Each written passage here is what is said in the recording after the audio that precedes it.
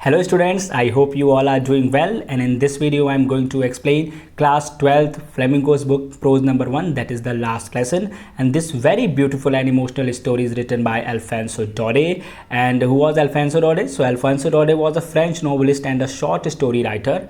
And the last lesson is set in the days of Franco-Prussian War 1870 to 71, in which the France was defeated by Prussia led by Bismarck. ये जो story है कब की set है student? तो French और Prussian war जो हुआ था 1870 टू 71 के बीच में, जिसमें France was defeated by Prussia under the leadership of Bismarck, and Prussia then consisted of what now are the nation of Germany, Poland and parts of Prussia और Austria. तो प्रशिया किसको कहा जाता था? तो आज के मॉडर्न कंट्रीज जो है जर्मनी, पोलैंड और ऑस्ट्रिया के कुछ हिस्सा, उसको प्रशिया कहा जाता था. In this story the French district of Alsace and Lorraine have passed into the Prussian hands. और इस स्टोरी में जो फ्रांस के दो जिले हैं एल्सेक एंड लोरेन, वो प्रशिया के कब्जे में जा चुके हैं. Read the story to find out what affect this on the life at the school. इस स्टोरी को हम पढ़ते हैं और इसका जो स्कूल पर क्या प्रभाव पड़ता है. एल्सेक और लोरेन जो पहले फ्रांस के कंट्रोल में थे, अब वो जब प्रशिया के कंट्रोल में जब जा चुके हैं, तो इसका इफेक्ट वहाँ पर क्या पड़ा है. So it's a very emotional and very fine story student. So I started for school very late that morning and was in a great dread of scolding, especially because M. Hamel had said that he would question on us on participles. उस दिन जो narrator है वो एक student है, तो उस दिन वो लेट हो गया अपने स्कूल के, और उसको लेट तो हो ही गया और डर भी उसको लग रहा है इस वजह से, क्योंकि जो उसके टीचर हैं एम हैमल, उन्होंने ये आज पार्टिसिपल्स पर क्वेश्चन पूछने वाले हैं. And I did not know the first word about them. और नरेटर कह रहा है कि मैं उनके बारे में एक शब्द भी नहीं जानता पार्टिसिपल्स के बारे में. For a moment, I thought running away and spending the day out of the doors. And for a moment, the narrator thought that he should not go to the school. उसे school नहीं जाना चाहिए.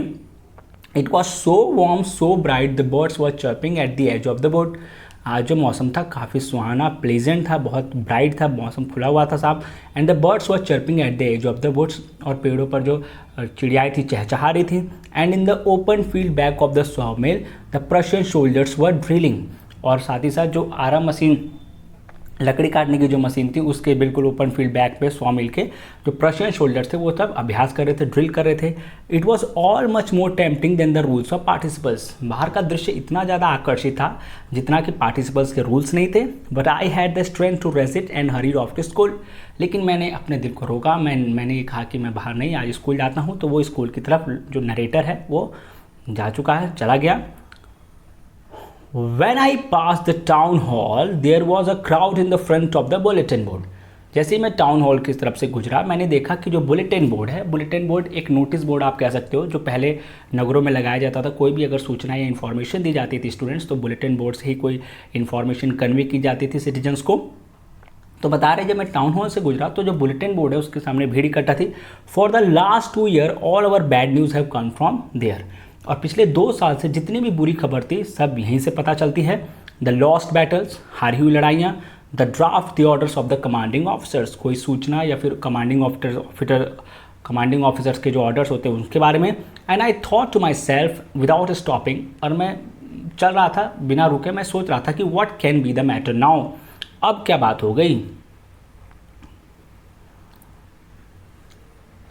Then as I hurried by a past I could go, blacksmith watcher who was there with his apprentice reading the bulletin call after me, don't go fast Bob, you will get your school plenty of time. जैसे ही मैं तेज जा रहा था तब तक वहाँ पर जो ब्लैक स्मिथ था, वॉचर था, लोहार था, वॉचर था, सब जो वहाँ थे और उनके जो शागिर्द थे, अप्रेंटिस जो थे, उनके अंदर जो प्रैक्टिस करने वाले जो बुलेटिन्स को पढ़ रहे थे, कॉल आफ्टर मी, वो मुझे कहते हैं डोंट गो फास्ट बब, बच्चे इतने तेज मत जाओ. You will get your school in plenty of time, तुम्हारे पास पर्याप्त समय है स्कूल पहुंचने के लिए. I thought he was making fun of me, मुझे लगा कि वो मेरा मजाक उड़ा रहा है. And reached M Hamel latest garden out of breath, और बिल्कुल तेज़ी से भागते हुए एम हैमल के जो लिटिल गार्डन बगीचा जो स्कूल है वहाँ तक वो पहुँचता है. Usually when school begin there was a great bustle which could be heard out of the street, the opening and closing of the desks, lesson repeated in the unison, very loud with our hands over our ears to understand better, and the teacher's great ruler rapping on the table. हमेशा अमूमन ये होता था कि जब भी हम school जाते थे तो बहुत शोर शराबा होता था, जो बिल्कुल गली से, जो बगल स्कूल के बगल से जो गली गुजरती थी वहाँ से सुनाई दिया था. The opening and closing of desk, desk के ओपन और क्लोज होने के डेस्क बच्चे बैठते हैं जब या वो बाहर जाते हैं उसकी। लेसन रिपीटेड यूनिसन, जब यूनिसन एक स्वर में सारे बच्चे अपने बच्चे जो है लेसन रिपीट करते हैं पाठों को वेरी लाउड, बहुत तेज से। And our hands over to understand better, और जो हमारे हाथ होते हैं अपने कानों पे लगे थे उन चीज़ों को समझने के लिए जब हम रिपीट करते थे चीज़ें। And the teachers great ruler rapping on the table, और साथ ही साथ टीचर्स की जो छड़ी होती थी वो टेबल पर रैप करती थी, बजाती थी शोर को कम करने के लिए, शांत करने के लिए। But now it was so still, लेकिन अभी बिल्कुल सब स्थिर था। I had counted on the commotion to get to my desk without being seen, but of course that day everything had to be as quiet as Sunday morning. मैंने ये सोचा था कि उन शोर के बीच में, जो शोर होगा स्कूल में जो अमूमन रोज़ होता है, उसके बीच में मैं आसानी से जाके अपने क्लास में बैठ जाऊँगा। लेकिन उस दिन तो ऐसे शांति थी जैसे कि ऐसा लग रहा था कि जैसे संडे की मॉर्निंग होगी। Through the window I saw my classmates, खिड़की से मैंने अपने क्लासमेट्स को देखा। ऑलरेडी इन देयर प्लेसेस, वो अपनी जगह पर बैठे हुए थे। And M Hamel walking up and down with his terrible iron ruler under his arm, और मैं देख रहा था कि जो हमारे टीचर थे एम हैमल, उनके हाथ में जो है वो छड़ी थी और वो बैठे हुए थे, उठ रहे थे, बैठ रहे थे। I had to open the door and go in before everybody, मुझे दरवाज़ा खोलकर सबके सामने आना था। You can imagine how I burst and how frighten I was, आप उम्मीद कर सकते हैं कि मैं कितना उस समय शर्मा रहा था, कितना डरा हुआ था। बट नथिंग हैपन, लेकिन कुछ भी नहीं हुआ जब मैं अंदर गया। M Hamel saw me, M Hamel ने मुझे देखा एंड सेड वेरी काइंडली, और बड़े ही प्यार से उन्होंने बोला, go to your place quickly little France, अपनी जगह पर चले जाओ लिटिल फ्रांस। यहाँ पे जो नरेटर का नाम है स्टूडेंट, वो लिटिल फ्रांस फ्रांस है। We were beginning without you, हम तुम्हारे ही बिना आज शुरू करने वाले थे। I jumped over the bench and set down at my desk, मैं जाके अपने बेंच पे जंप करता हूँ, मतलब बैठ जाता हूँ अपने डेस्क पे जाके। And not till then when I had got a little over my fright, तब तक कि जब तक मैं अपने डर पर अब काबू पाता। मैं डरा हुआ था तो अचानक कि सब कुछ मिस्टर एम हैमल जो थे वो बहुत ही नॉर्मल रिएक्ट करते हैं। Did I see that our teacher had on this beautiful green coat, जैसे ही मैं नॉर्मल हो रहा था तभी मैंने देखा कि मेरे जो टीचर हैं उन्होंने अपना ब्यूटीफुल ग्रीन कलर का कोट पहना हुआ है, हिज फ्रिल्ड शर्ट, अपनी शर्ट पहनी हुई है, and the little black silk cap, और काले रंग की जो रेशमी जो कैप होती है उन्हें पहना हुआ है। All embroidered that never wore except on the inspection and prize days, सभी बहुत ही बेहतरीन वो ड्रेस थी और वो सिर्फ वो तभी पहनते थे जिस दिन या तो इंस्पेक्शन निरीक्षण होता था या फिर स्कूल में प्राइज सेरेमनी होती थी। Beside the whole school seem so strange and solemn, और साथ ही साथ इसके अलावा ये था कि पूरा स्कूल बिल्कुल ही विचित्र सा दिख रहा था, अलग थलग दिख रहा था।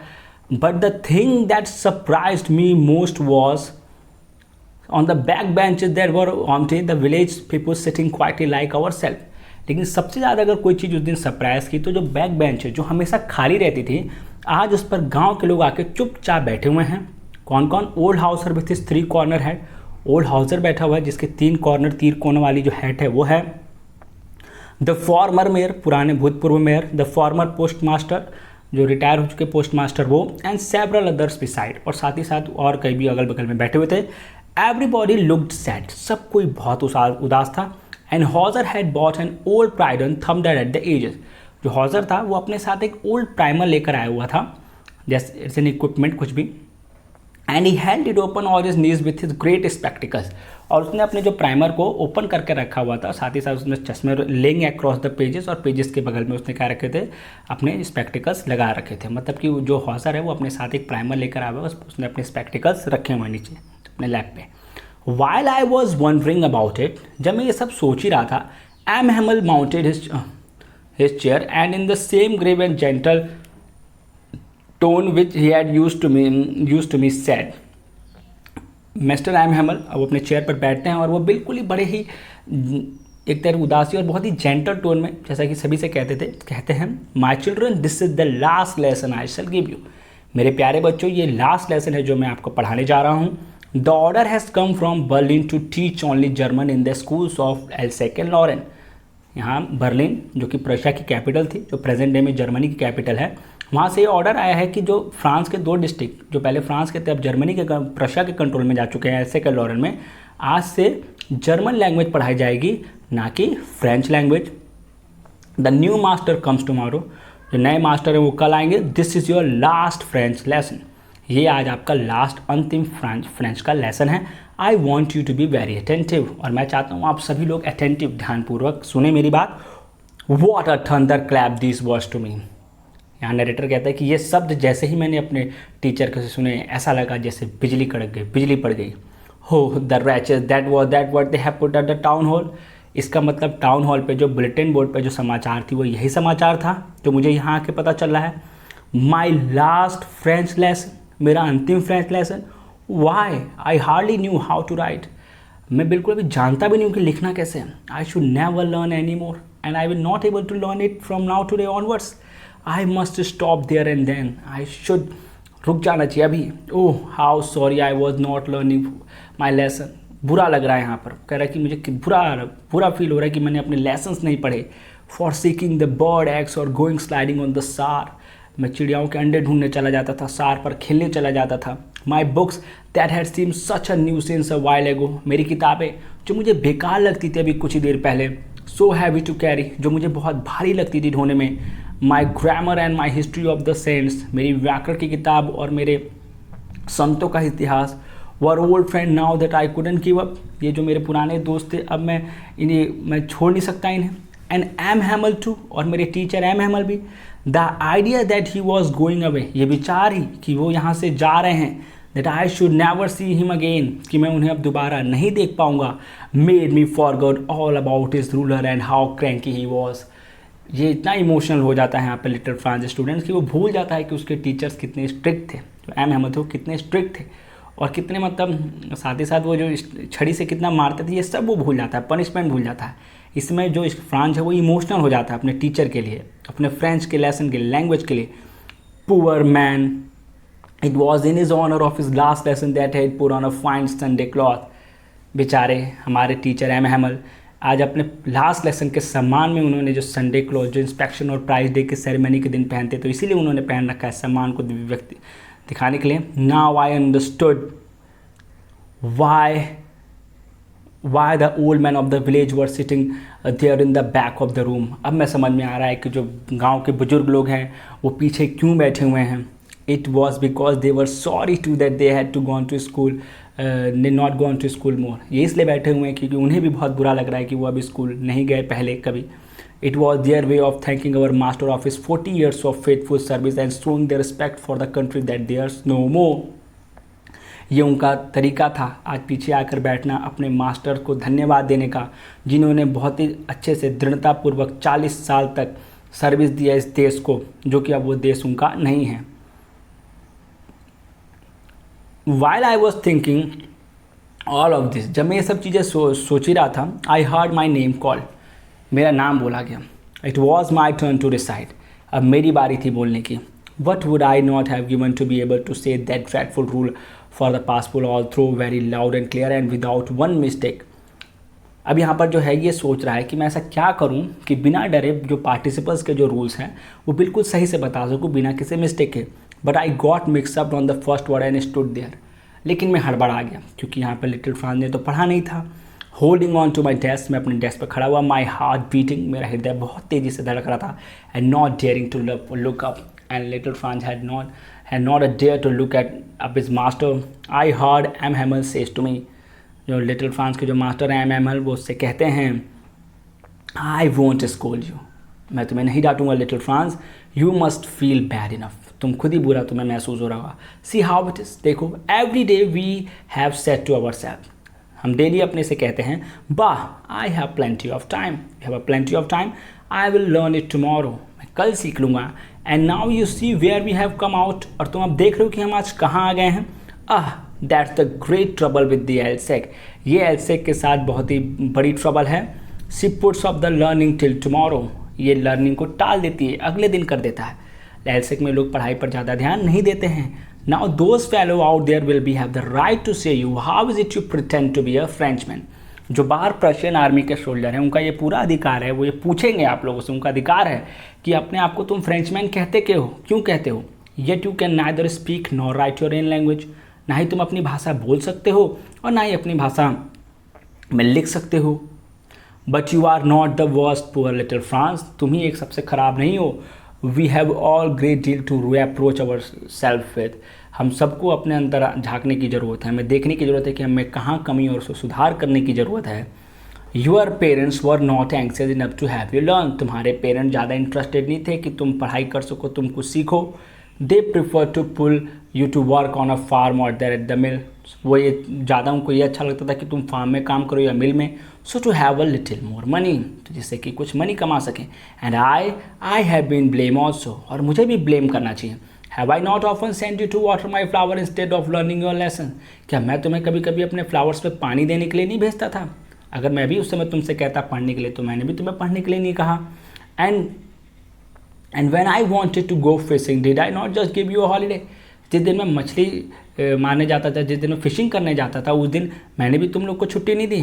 Then from one thing to another M Hamel went on to talk to the French language, इसके बाद से एम हैमल बताते हैं, ये सब बोलने के बाद से, जो लिटिल फ्रांस को बोलने के बाद से एम हैमल बताते हैं फ्रेंच लैंग्वेज में बात करके बताते हैं कि क्यों ये वर्ल्ड की सबसे मोस्ट ब्यूटीफुल लैंग्वेज है।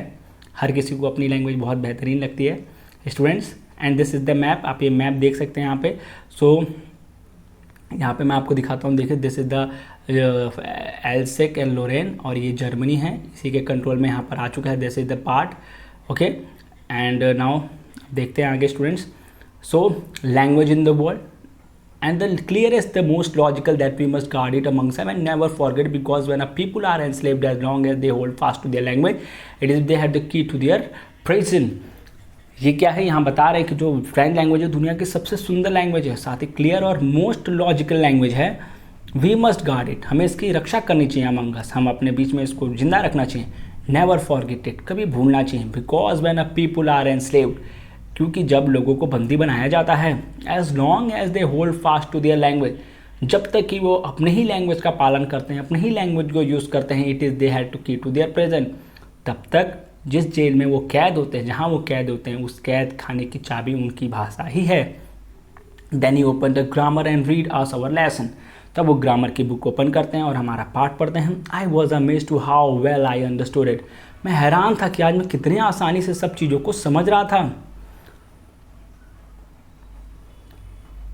All his seemed so easy. I think too that I had never listened so carefully and that he had never explained everything with so much patience।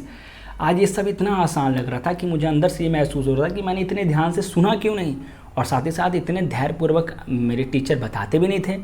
It seemed almost as if the poor man wanted to give us all he knew before going away। ऐसा लग रहा था कि जो हमारे बेचारे teacher थे, वो जाते जाते जितना कुछ जानते थे सब देकर, सब बताकर जाना चाहते थे। And to put it all into our heads at one stroke, और पूरी कोशिश कर रहे थे कि एक बार बताने पर ही सब कुछ हमारे दिमाग में आ जाए, हमको समझ में आ जाए। After the grammar we had a lesson in writing, grammar के बाद से हमारा राइटिंग में लेसन था, पार्ट था लेखन में। That day M Hamel had new copies for us, उस दिन एम हैमल हमारे लिए नई कॉपीज़ लेकर आए थे। Written in a beautiful round hand, जिसमें बहुत अच्छे सुंदर अक्षर में लिखा था फ्रांस एल्सेक, फ्रांस एल्सेक, ये शब्द लिखे हुए थे उस डायरी में। They looked like a little flags floating everywhere in the school room, ऐसा लग रहा था छोटे छोटे झंडे जो कि पूरे रूम में फैले हुए हैं। Hung from the rod at the top of our desk, you ought to have seen how everyone set to work and how quiet it was. सब पूरा लग रहा था कि पूरा जो रूम है वो फ्रांस को याद कर रहा है, फ्रांस के जो झंडे लगे हुए थे।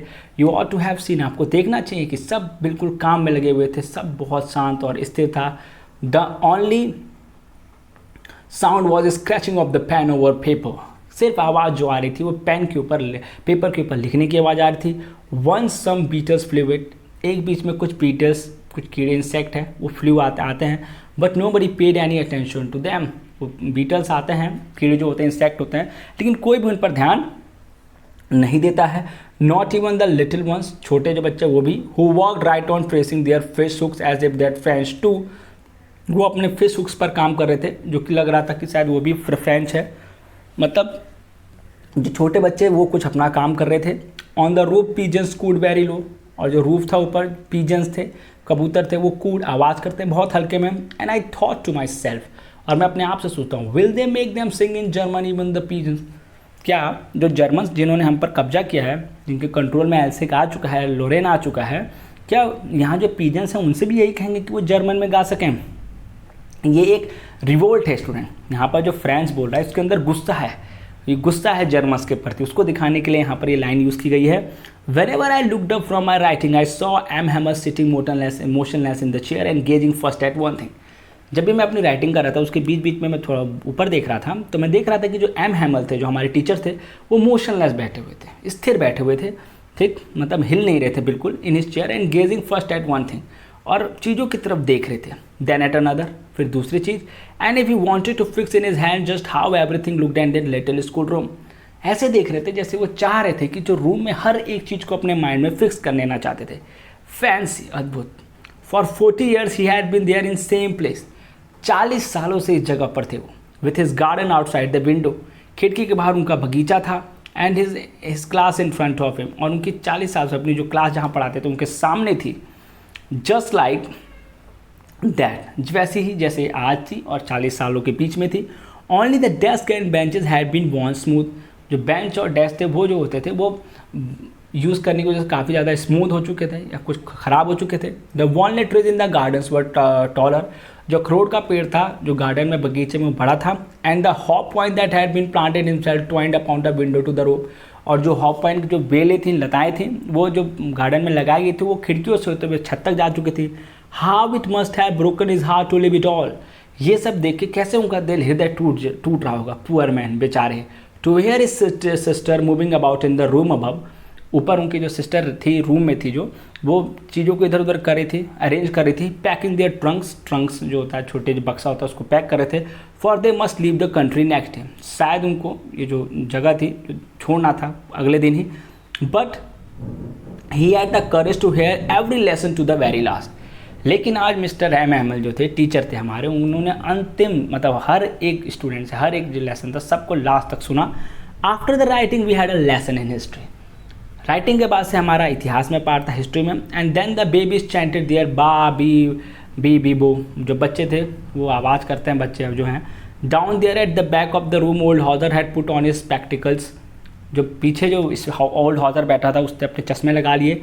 होल्डिंग हिज प्राइमर, उसने अपना प्राइमर अपने दोनों हाथों में पकड़ लिया। And spell the letters with them, और शब्दों का उच्चारण करता है।